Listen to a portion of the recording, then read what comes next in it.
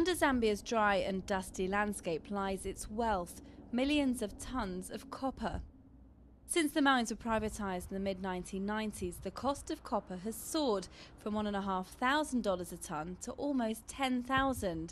But Zambia remains poor, with most of its population living on under just $2 a day. Zambia's main opposition party, the Patriotic Front, are calling for a windfall tax levied on overall revenues, not just on profits. It's become a hot election issue and has the backing of many NGOs.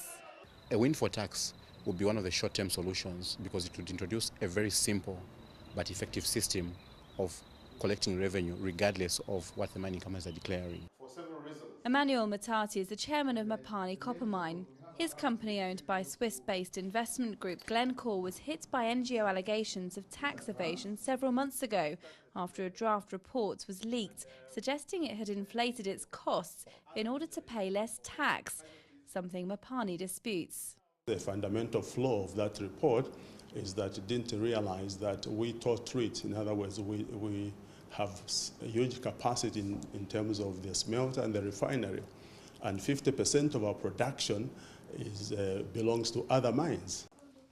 Mopani have ploughed some of their profits back into corporate social responsibility projects, like this hospital in Kitwe, as well as a nearby school. It's invested heavily in the mining infrastructure and provided employment for thousands of Zambians.